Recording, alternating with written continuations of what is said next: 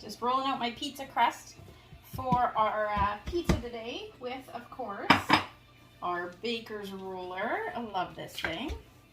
And rolling it out on our large bar pan. This is definitely my most well-loved stone. I would love to hear who else has a favorite stone. What stones do you use? What do you use them for? What's your favorite to make pizza on? This is actually my favorite for pizza. Well, for everything. But do you prefer a large round stone for pizza? I'd love to know. All right, I don't work with real dough often. I'm wondering if I could toss it. Let's see. It's stretched out. Look at that.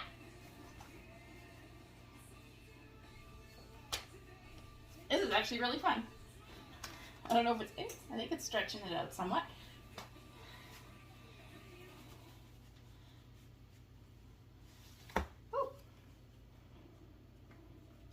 There we go. Do we have any pizza connoisseurs? I'd love to know if you know the best way to roll out or stretch or toss your dough. It's getting pretty thin in the middle though, so I think I'll start rolling it out again.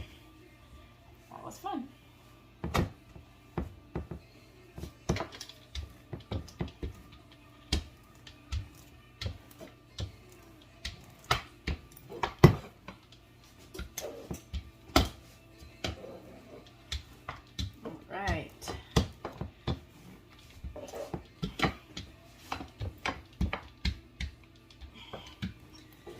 Now, have you ever heard of the term ducking your pizza dough or crust?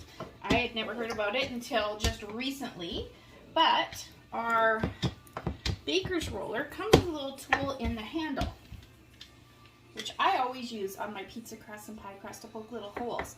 Now, apparently this is called docking. I didn't know there was a name for it before, and you're going to want to dock your crust if you like a thinner, crispier crust.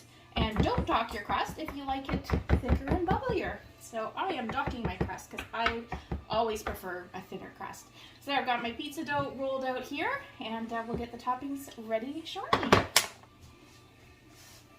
So of course we need cheese on our pizza, and I have our brand new coarse and fine, super coarse cheese grater here that I want to show you. It does come with both, like I said, a super fine and a super coarse. You can take them apart to use just one or the other, or if you have them together, you can use them on the base that I have here that I'll show you.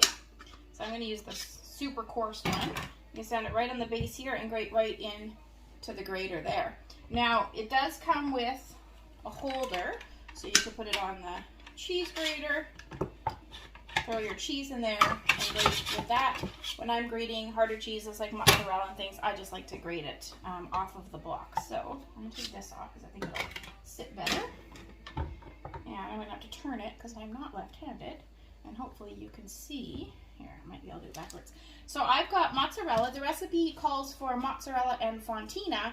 And unfortunately, I couldn't find fontina, unfortunately, but I happen to have Monterey Jack in my fridge. So I'm going to use both mozzarella and Monterey Jack because Monterey Jack is one of my favorites. So we need about a cup of each, but I just want to show you how thick this super coarse grater gets your cheese. I think it's super cool, really fun to snack on too. So this shouldn't take too long at all, actually. We need a cup of each. And this base that I'm shredding it into actually holds about 2 cups. So I'd say that's almost half. We'll do one more because you can't have too much cheese, right? And then we'll do some Monterey Jack as well. Do you have any other Monterey Jack lovers in the room? Or what's your favorite cheese? I love cheese. I love mozzarella, I love Monterey Jack, I love cheddar. I'm not a big fan of Swiss or any of the blue cheeses. I am pretty picky when it comes to that type, but most cheeses I do love. Love a garlic and herb cream cheese on my bagels or my crackers. That's the best. All right, so we have about 2 cups of cheese here. Nice and thick grated. Check that out. I think it's super cool. All right. Like I said, perfect for snacking.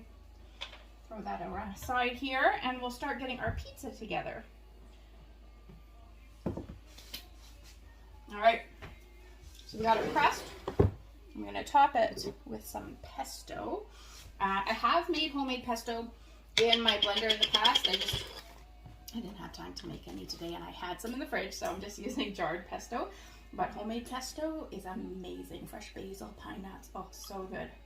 So it says about 1/3 of a cup. I'm not going to measure. I'm just going to put a couple dollops and spread it all over our crust here. I'm just going to read, make sure I haven't missed anything. I'm going to spread the pesto on the dough. And the butternut squash mixture, which I made earlier, I will grab in a moment, goes on next. Oh, I just love the smell of fresh pesto. Well, this isn't even fresh pesto. I love the smell of any pesto, apparently. It smells so good. All right, next, I'm gonna go grab my butternut squash that I roasted in our cast iron pan earlier this afternoon, and we'll top our pizza with that. Got some room here for the pan.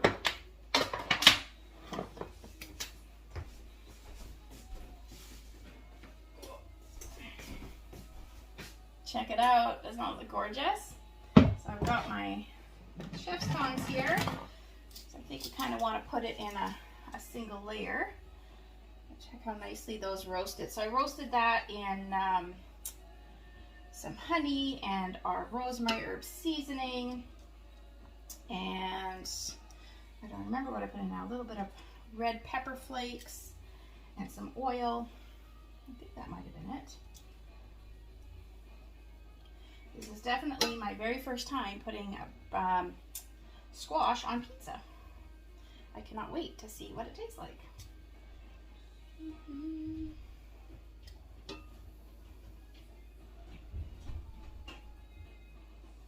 Trying to go for some thinner pieces because I think I'm going to have too much squash here for the whole thing. And then we're simply just going to top it with the cheese. Oh, and bacon, can't forget that. I actually cooked the bacon ahead of time in our air fryer with our new mess catcher.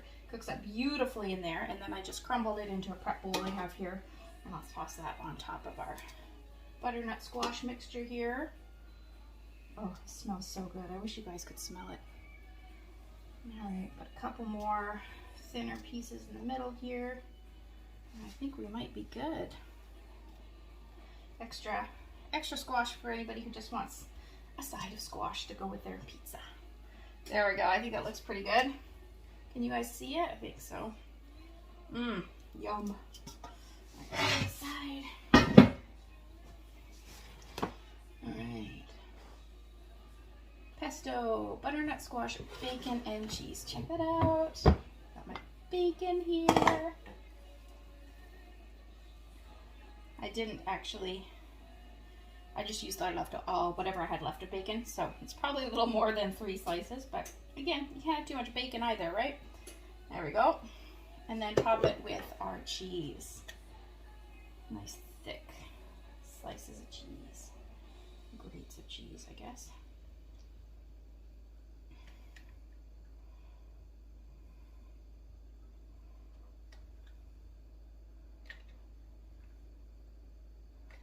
Oh, this looks amazing. I cannot wait to try it. All right, there we are. Check that out.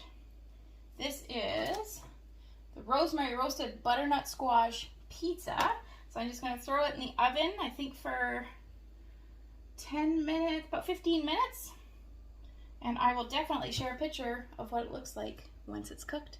Thanks so much for watching.